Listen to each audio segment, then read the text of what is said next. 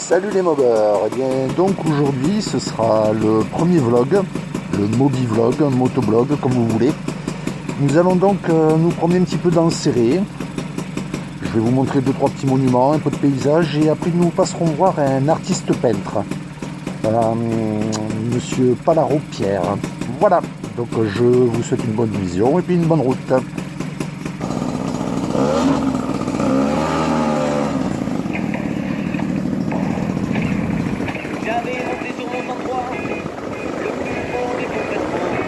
Céré, le centre de Céré.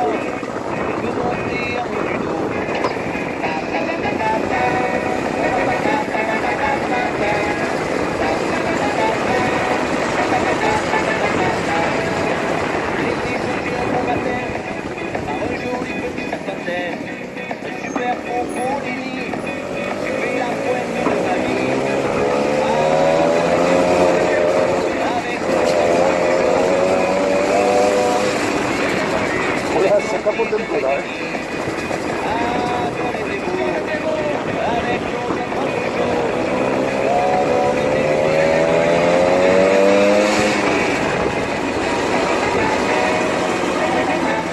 Les arcades de Céré, un coin aussi connu.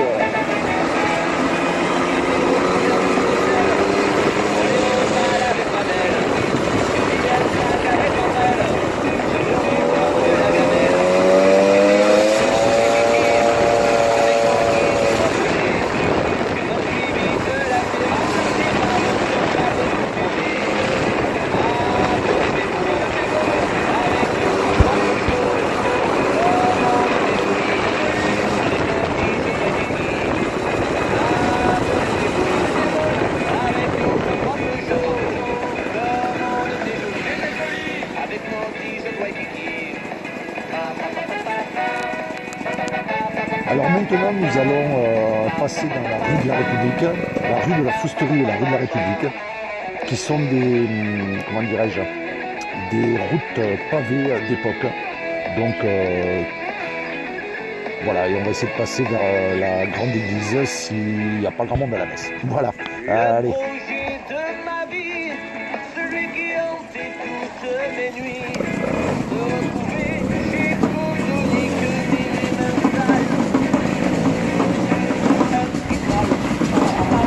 Ouais, ça secoue, hein. Oh la vache, je vous entends parler, en TSA, c'est pas génial.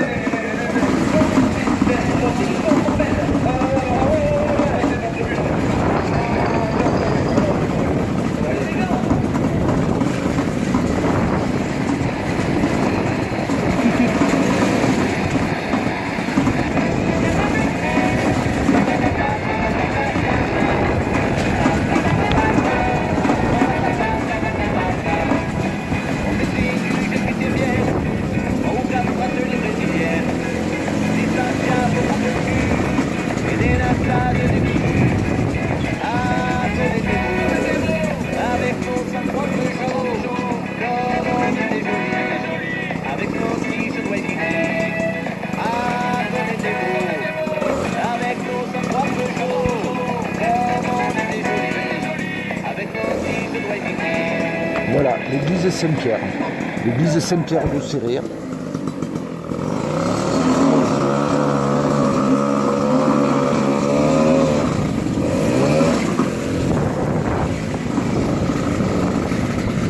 Et je vais passer devant la fontaine Villaneuve, qui est une œuvre qui est posée près des portes de France à Céré. Et je vous parlerai après donc de cette œuvre avec monsieur Pierre Palaro.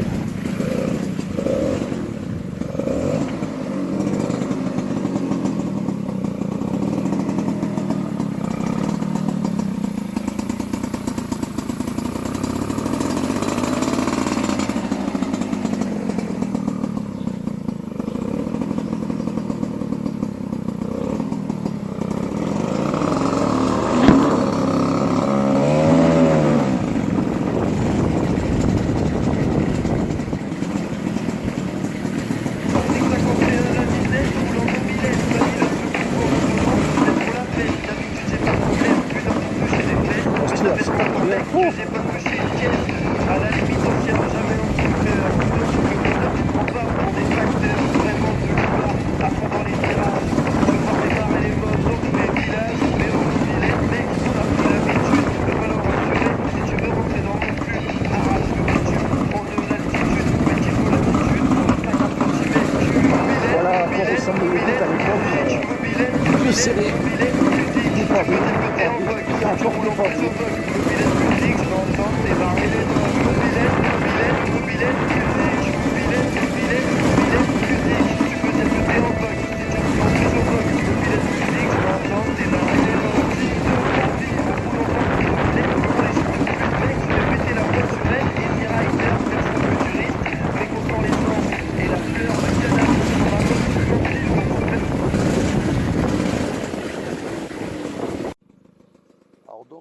Nous voici donc devant les arènes de Céré, où chaque année, chaque été, la feria de Céré est organisée et où il y a donc des bodegas, beaucoup d'alcool, des cavalcades et bien sûr des corridas et des nobiliades. Donc différence entre corrida et nobiliade, c'est corrida donc on tue le taureau et nobiliade on ne tue pas le taureau. Voilà. Allez, on continue la balade.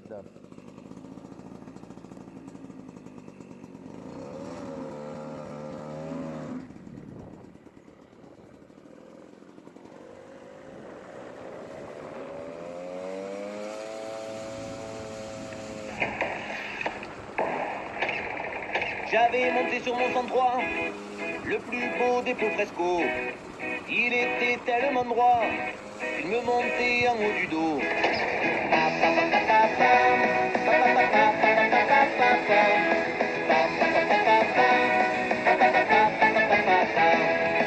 Je l'ai échangé un beau matin par un joli petit serpentin, un super Popolini. J'ai fait la pointe de ma vie. Ah, qu'on était beau, avec nos 103 Peugeot, comme on était jolis, avec nos t-shirts Waikiki. Ah, qu'on était beau, avec nos 103 Peugeot, comme on était jolis, avec nos t-shirts Waikiki.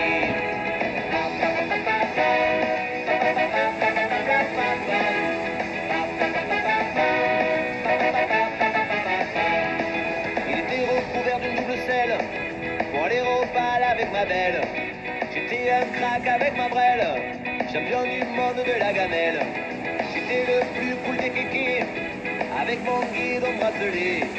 Je m'en suis vite lassé, remplacé par un torsade tout chromé. Ah, qu'on était beau, avec nos 103 Peugeot, comme on était jolis, avec nos t-shirts Waikiki. Ah, qu'on était beau, avec nos 103 Peugeot, comme on était jolis, avec nos t-shirts Waikiki.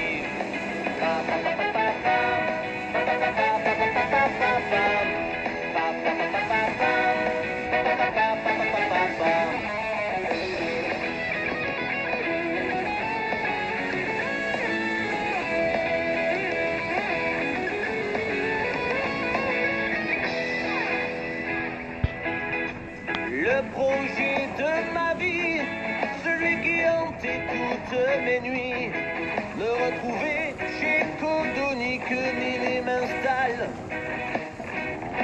un kit mal aussi.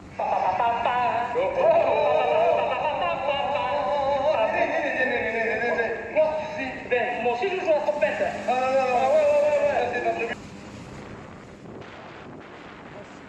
Je vais vous amener faire un tour.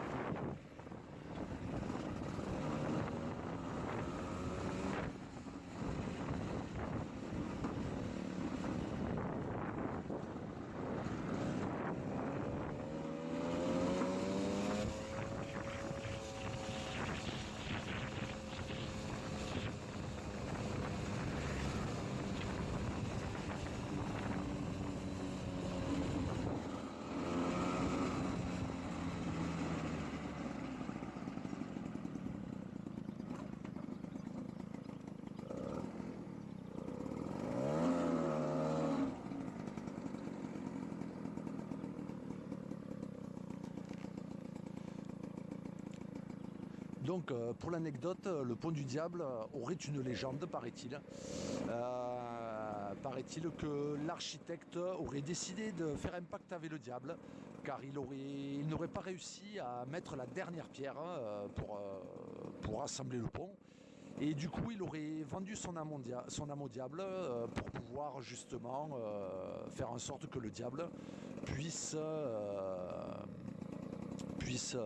mettre cette fameuse pierre. Et donc voilà, donc on va passer dessus. Et à savoir que malheureusement, beaucoup de gens ont essayé de se suicider sur ce pont. On ne sait pas pourquoi, c'est peut-être à cause du nom, j'en sais rien. Pourtant ici, il y a 3 ponts côte à côte. Et tout le monde prend celui-là. Et ce qui se passe, c'est qu'en fait, beaucoup de gens se sont ratés. Et heureusement d'ailleurs. Enfin heureusement. Après, je ne sais pas dans quel état ils sont sortis. Donc voilà. Donc on va passer sur ce petit pont et on va regarder un peu le paysage.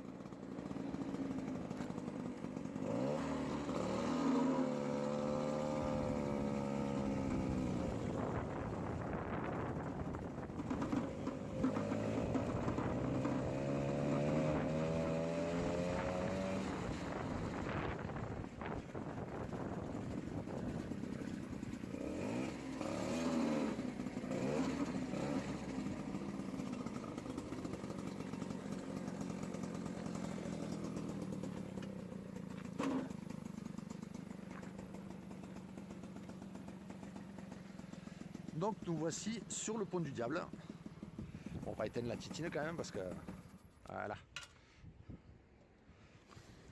Donc nous voici sur le pont du Diable et là nous voyons le Tech, la rivière du Tech. C'est une rivière qui prend sa source dans le Haut-Val-Espire et donc qui vient se déverser après dans la Méditerranée. Donc c'est pas pour dire, mais là aujourd'hui avec les pluies que nous avons eues, il y a beaucoup plus d'eau. Car normalement ici il n'y a rien quoi, il n'y a rien, c'est sec de chez sec. Et c'est vrai que depuis quelque temps, on a de la pluie. Donc je vous laisse un petit peu admirer le panorama. Donc là, de ce côté-là, nous avons donc les Hauts de Céré, qu'on appelle l'entrée du Val-Espire. Après, là où ça redescend, nous arrivons donc sur la vallée du Perthus, qui mène droit à l'Espagne. Et sur la gauche, nous avons les Albères. Les Albères, et si on continue sur la gauche, mais d'ici on ne le verra pas, j'essaierai de vous montrer ça sur une autre vidéo. Nous tomberons à la mer en fait, voilà. Et là-bas, juste en face, sous les nuages, vous avez juste qu'à regarder. Là où il y a les nuages, nous avons le Canigou. Je vais essayer de faire un petit zoom. Voilà, le sommet du Canigou, malheureusement qui n'est plus enneigé. Avant, il y avait, moi je me souviens quand j'étais gosse, il y avait de la neige toute l'année, c'est ce qu'on appelait les glaciers du Canigou. Mais maintenant, avec le réchauffement climatique, il n'y a plus rien. Donc voilà, donc ça, on peut se dire que dans 3 semaines, il n'y a plus rien, c'est fini. Voilà, donc le Tech. Au milieu, donc là, nous sommes sur le pont du Diable. Le pont que nous voyons ici, c'est le pont de circulation automobile. Et derrière, nous avons le pont de chemin de fer qui permettait donc à l'époque un train passé pour alimenter toute la vallée du Val-Espire. Donc cette voie partait de je ne sais plus trop où, ça passait par Elne, Banyuls, Le Boulou, Céré, Rennes, Amélie-les-Bains, Arles-sur-Tech, où à l'époque nous avions l'arrivée des du minerai de fer qui était traité à Batter, donc dans le massif du Canigou. Les minerais de fer étaient extraits de la montagne et ramenés à Arles-sur-Tech, et certainement que ça devait repasser justement par... c'était ramené dans la plaine par cette voie ferrée qui maintenant n'existe plus depuis bien longtemps. Donc voilà, eh bien on va continuer la balade. On va toujours continuer la balade tout doucement.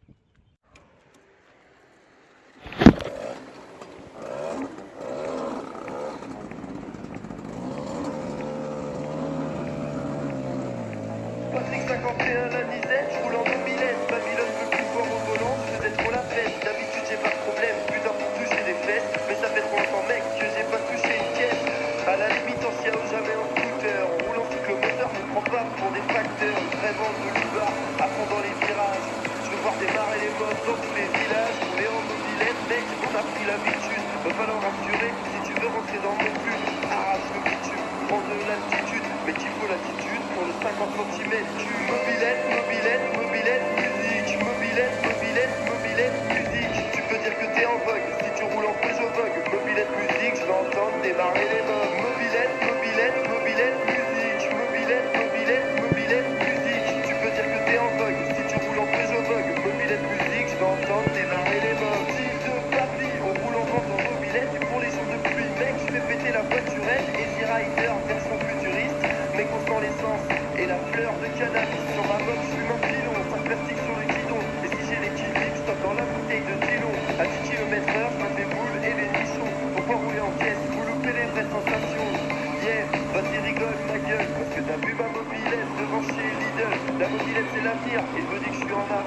savez tout vous y mettre contre le prix de l'essence. Mobilette, mobilette, mobilette, musique. Mobilette, mobilette, mobilette, musique. Tu peux dire que t'es en vogue si tu roules en Peugeot Vogue. Mobilette, musique, je vais entendre démarrer les mobs. Mobilette, mobilette, mobilette, musique. Mobilette, mobilette, mobilette, musique. Tu peux dire que t'es en vogue si tu roules en Peugeot Vogue. Mobilette, musique, je vais entendre démarrer les mobs. Ouais, c'est Patrick 51 pour la mobilette musique. Mais on aurait pu faire la AX musique, BX musique, R19 musique, Massey Ferguson, chante de Pokémon. Tu sais que j'ai 15 grammes dans les veines de zigzag. Je vais sûrement finir dans la bête. Je connais toutes les routes alcooliques de mon département. J'ai esquivé que en grec comme Ben Laden en Afghanistan. Yeah, on boit comme c'est pas permis. Et c'est toujours pour ça qu'on nous enlève le permis. Si tu bois au volant, l'état te nique ta race. Patrick 51, tout ce qui me reste c'est mon permis de chat. Mobilette, mobilette, mobilette, musique. Mobilette, mobilette, mobilette, musique. Tu peux dire que t'es en vogue si tu roules en Peugeot Vogue. Mobilette, musique, je vais entendre démarrer les mobs. Mobilette, mobilette, mobilette, musique. Mobilette, mobilette, mobilette, musique. Tu peux dire que t'es en vogue si tu roules en Peugeot Vogue. Donc voici un petit lieu que je voudrais vous montrer. Bon, ce sera ni la brocante ni le caveau du château d'Aubéry, mais ce sera juste le caveau, le château, pardon.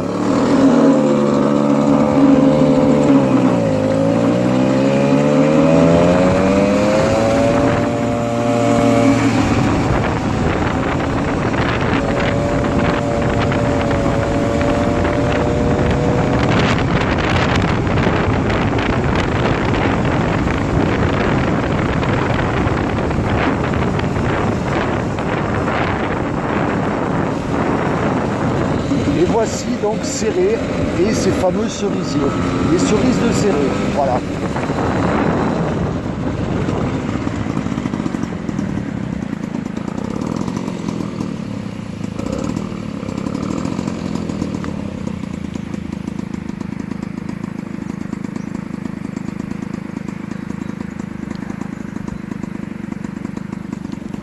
Et toujours derrière nous, le Canigou qui malheureusement veut rester sous les nuages.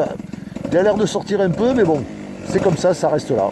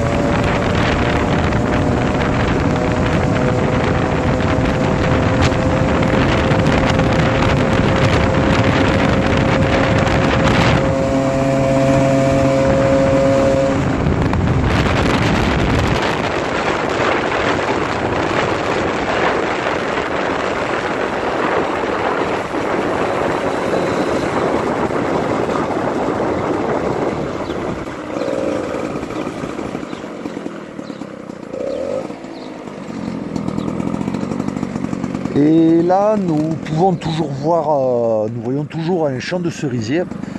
Donc, malgré que ce soit dimanche, il y a toujours du monde à l'œuvre justement pour la cueillette. C'est quand même pas mal, quoi. Voilà, c'est un petit peu la fierté. Et là, juste en face, le fameux château d'Aubéry.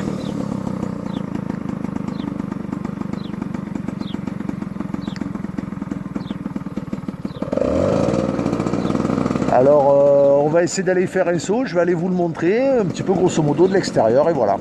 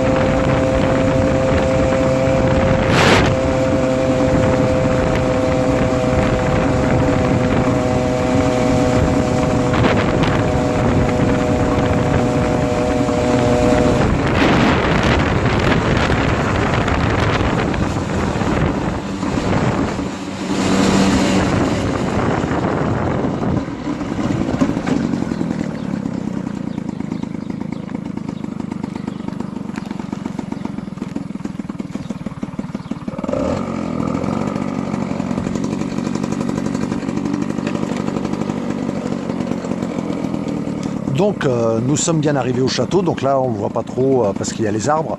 Donc je vais vous montrer un petit peu par derrière.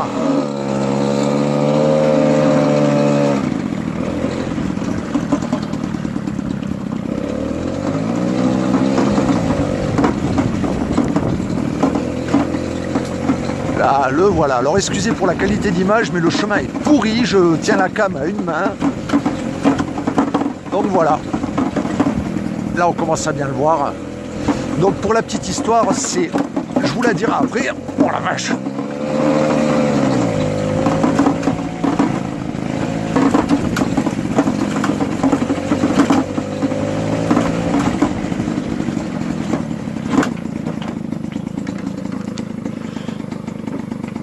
Donc voilà.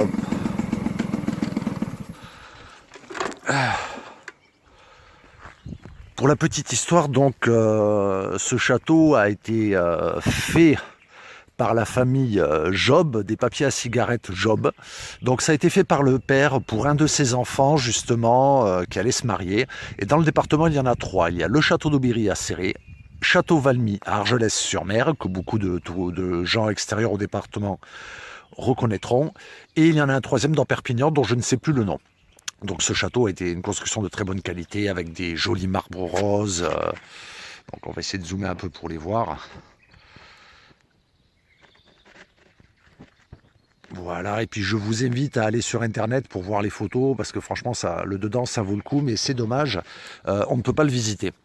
Donc là nous avons les serres, les fameuses serres qui ont été construites, si je ne me trompe pas, par Gustave Eiffel quelques années plus tard, où justement les gens, enfin les personnes qui habitaient dedans mettaient tout ce qui était agrumes, rosiers, tout ça. En fait, c'était une serre à végétaux, quoi. Enfin, il y en a 2, et elles sont vraiment en très très mauvais état, et elles méritent une très très bonne restauration. Franchement, restaurer, ce serait magnifique, mais il y en a pour de l'argent, beaucoup d'argent. Et enfin, en plus du parc, que vous avez pu voir vite fait pendant la grande montée, ce château est aussi composé d'une chapelle. Voilà. Donc pourquoi une petite chapelle, je ne sais pas, mais en tout cas elle est très très bien conservée.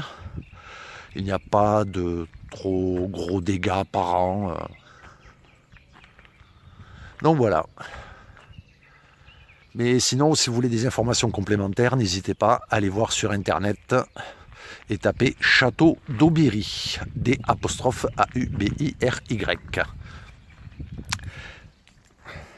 Et voilà, donc la Titine qui nous a amené pendant ce petit périple. Et maintenant, nous allons donc rejoindre Monsieur Palaro-Pierre, comme je vous l'avais dit, qui est un artiste peintre et dont nous allons aujourd'hui un petit peu parler. Et bien sûr, ça comprend bien sûr la fontaine Villanove. Voilà.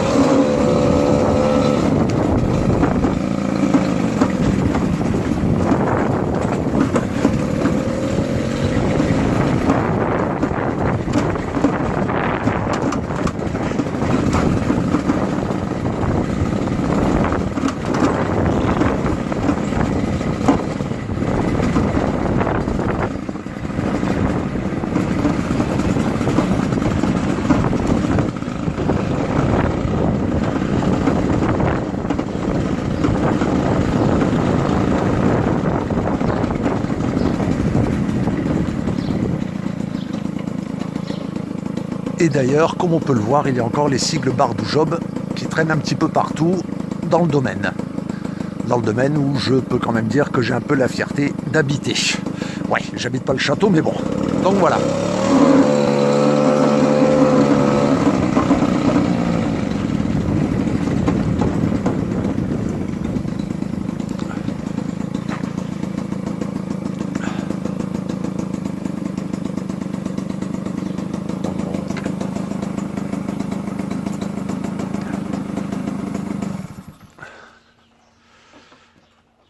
Et donc nous voici arrivés, donc terre d'artistes, balade en terre d'artistes, voilà. C'est la fin de notre périple à mobilette et maintenant on va commencer à s'intéresser à l'art.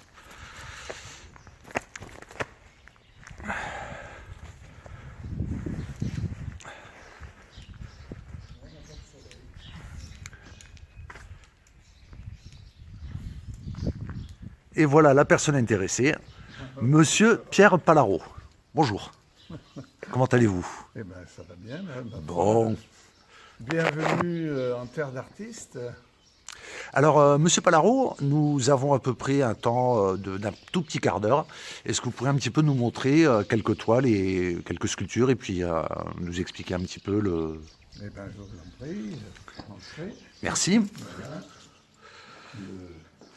L'atelier, c'est un peu serré, mais où on a essayé de déballer un petit peu le travail pas d'une vie, mais de quelques séquences de séries qui ont été faites soit à l'aquarelle, ou à l'huile, ou à l'acrylique, des croquis, des dessins. Très bien. Très bien, très bien. Et les toiles qui sont dehors, est-ce que vous pouvez un petit peu nous en parler? Il y en a une que je trouve un petit peu originale, où on a l'air de voir un petit peu des raisins, des visages. C'est un peu, c'est une peinture qui a été faite en direct, c'est-à-dire avec le public et de la musique. Et ça a pris entre 2 et 3 heures. Ben, c'est joli. Donc c'est un travail qui n'est pas abouti, qui demande à être approfondi. Donc c'est encore à l'état on pourrait dire, d'ébauche. Mais ça a été une œuvre faite sur lui. Voilà. Bien. Comme j'en ai fait plusieurs. Donc c'était une technique de travail avec le public et la musique, et qui donne en général des peintures très vivante, très colorée, voilà, avec une technique dont je vous parlerai à l'intérieur. D'accord, eh bien, nous allons donc y aller. Monsieur Palaro, ces sculptures, qu'est-ce que vous pouvez nous en dire? Car je trouve surtout la dame très jolie. Alors cette sculpture, c'est un travail qui a été fait dans l'idée de présenter un projet à la ville de Port-Vendre. Pour enfin concrétiser l'idée que Port-Vendre était une ville qui a été attribuée à Port, c'est le port de Vénus, donc port de Vénus, c'était cette femme mythique donc, qui est arrivée depuis Rome, mais qui était déjà grecque, sous le nom d'Aphrodite, et qui a été déesse de l'amour, de la beauté, et donc Port-Vendre s'enorgueillit de cette chose. Et bien, c'était un hommage que je pouvais faire en tant qu'artiste pour Port-Vendre. Et d'ailleurs, on voit que le visage de cette femme est très serein, très décontracté. C'est recherché ou c'est voulu Elle arrive de la mer, elle est amenée. Cette sculpture serait complète si Vénus était sur le dauphin. D'accord. Parce que c'est lui qui l'amène. C'est le monde animal qui devient, on pourrait dire, sublimé par l'homme, on peut dire, ou la femme. Voilà. D'accord. Très intéressant. Je vois juste derrière, nous avons un tableau vénitien, dans le style un petit peu de Venise. Est-ce que vous pouvez un petit peu nous en parler, en passant de l'autre côté? Comme ça, en même temps, j'en profite pour montrer aux youtubeurs qui regardent cette vidéo une partie de vos œuvres.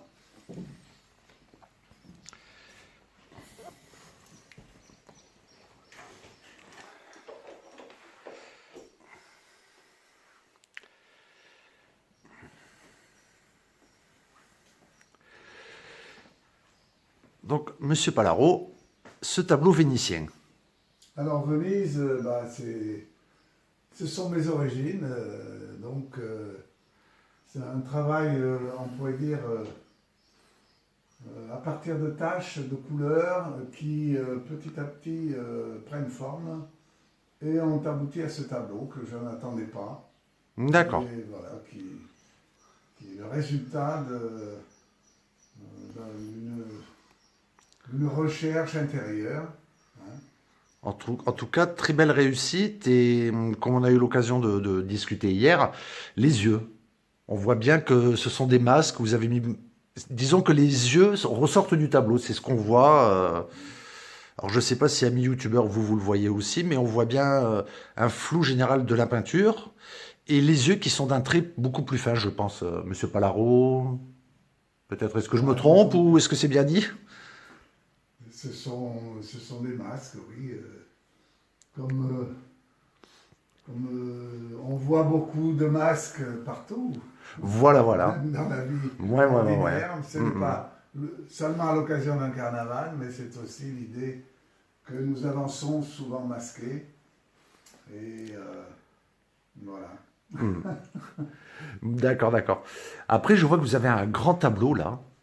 Le thème de ce tableau? Bah, la mer. Hein. La mer. La mer, la vague. Ce que je voulais voir là-dedans, c'est le mouvement, l'énergie. Hein.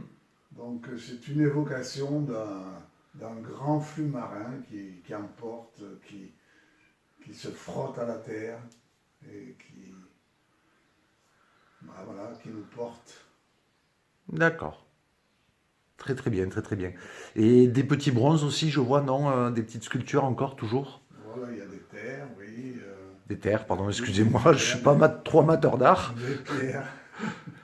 Non, vraiment de très belles pièces avec une bonne précision. Et petite question, vous avez fait des études, l'école des beaux-arts, je ne sais pas, ou c'est une passion qui est venue et un talent naissant qui est arrivé, ou... Bah, je suis autodidacte au départ. Hein. C'est vraiment un désir de peindre et ma rencontre aussi avec la sculpture de Mayol, qui m'a beaucoup incité à démarrer ce travail de sculpture à l'âge de 40 ans, mais Mayol à l'époque était lui-même un sculpteur qui a commencé la sculpture à 40 ans. Et donc je me suis dit, s'il l'a fait, pourquoi pas moi? Voilà. Et je me suis mis dans les pas de Mayol. Voilà, Mayol, qui, rappelons-le, est bien sûr catalan. Voilà, qui a fait de grandes sculptures que l'on peut retrouver sur Perpignan, je crois, à la place Arago, il me semble. Oui, il est partout dans le monde. Partout, ouais. Voilà. Oui, disons que là, on va parler du territoire catalan avant d'aller... on va mettre notre département en valeur. Voilà, monsieur Palaro, d'autres toiles à nous montrer. Bon, ici, on a des nus, hein, des dessins. Est-ce qu'on peut aller... On va changer d'univers, peut-être. Oui, changeons d'univers, oui. On va peut-être là aborder une autre manière de peindre qui m'a pris... c'est une autre époque. Ouais. Hein, où le nucléaire m'a interrogé et j'ai voulu le signifier dans certaines toiles. Donc, on a l'évocation de Tchernobyl que j'ai appelé Tchernobyl pour qu'on ne l'oublie pas. Voilà, oui. Hein. Une très grande catastrophe quand même. Et oui. Et chaque fois dans ces toiles, on retrouve un personnage d'un peintre du passé connu. Donc ici, c'est le Tarzan de la bande dessinée que j'ai repris pour montrer cet Hercule qui se croit invulnérable et qui, malgré tout, attaque le nucléaire avec sa massue comme s'il pouvait quelque chose. Voilà. Monsieur Palaro, tout à l'heure, je suis allé dans Céré et j'ai vu la fontaine de Villanove. J'ai vu votre nom sur un petit écriteau. Est-ce que vous pouvez un petit peu nous en parler et éventuellement nous en parler un peu plus en détail et voir si vous avez cette œuvre chez vous? Eh bien, on peut voir le moule qui a servi de matrice pour le bronze qui est acéré. D'accord.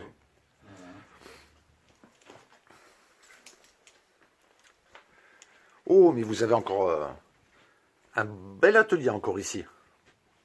Des petites, des livres, des toiles toujours. Ah, celle-là aussi est de vous? Oui, tout est. Magnifique. Écoutez, j'espère quand même que cette exposition vous permettra de plus vous faire connaître. Oui, voilà. Donc voilà le moule. La fontaine Villanov, La fontaine Villanov. en plâtre, Voilà. qui Voilà. était à l'origine en terre, Mhm. qui a été moulée en plâtre, qui a servi ensuite à faire une cire pour en tirer un bronze. D'accord. Opération très complexe. Et donc c'est issu de l'œuvre de la femme des Fontaines, non, si Alors, je ne me trompe pas. j'ai utilisé un tableau de Picasso qui s'appelait Les femmes à la fontaine, Les femmes à la fontaine, voilà. qui a été peint en 1921, donc je ne l'ai pas sous la main, mais que Picasso lui-même avait emprunté à la statuaire grecque. Et il en avait, à partir de 2 bas-reliefs, il en a fait un concentré à sa façon et pour en faire les femmes à la fontaine. Voilà. Que j'ai restitué un petit peu d'un style plus gréco-latin. Mhm. Voilà. Et donc vous m'avez parlé d'un poème d'un enfant concernant cette œuvre. Et oui, des enfants sont passés, on fait un travail autour des sculptures de Céré, et bon, il y en a un qui m'a laissé un petit poème que j'ai trouvé fort sympathique. Et bon, ben Voilà. si vous pouvez le... Fontaine Villanov, toi qui as été restauré par des mains de fées, un art éblouissant inspiré du grand Picasso, c'est la Bretagne qui te rend hommage. Cet homme qui a eu pitié de tes formes, toutes délabrées, il a su te ramener à une pure clarté. Il n'est parti de rien pour arriver à une merveille. Il a perdu une partie de son existence, tout ce temps qu'il t'a consacré. Il t'a dédié une partie de lui pour t'embellir et te rendre majestueuse. Tu sais le rendre et le faire ressortir. Il te doit sa gloire et toi une part d'humanité. On peut le citer, le petit garçon, je pense, s'il oui. nous écoute, s'il nous voit, Olivier Garrigue. Donc voilà. Et bien sûr, encore, on peut constater au-dessus, vous avez encore énormément de sculptures, de terre. Non, franchement, très très intéressant, Monsieur Palaro. Une dernière question. Si vous aviez une toile à choisir parmi toutes celles que vous avez, laquelle choisiriez-vous? Oh. Il nous reste une minute, ce sera pour clore le reportage. Difficile, que pourrait... Ouais, je ne sais pas. On va regarder, On va essayer de la trouver. Eh ben, voilà, c'est pour la circonstance et Et la saison? la saison, oui, et en l'honneur de ces fameuses cerises de Céré qui m'ont attiré, moi venant de Bretagne et fort gourmand de ce fruit délicieux. Voilà, je suis venu poser mes pinceaux et ma vie à Céré pour, bon, voilà, et goûter ces fameuses cerises. D'accord. Voilà, donc je vous convie à goûter le délicieux sucré. Voilà, donc plus que 15 secondes. Donc en même temps, on en profitera pour signaler la fête de la cerise à Céré qui va se tenir, je pense, au mois de juin, début juin, je pense. Les dates ne sont pas encore fixées. Je sais pas. Donc voilà. Eh bien, bonne vision à tous et j'espère que ce reportage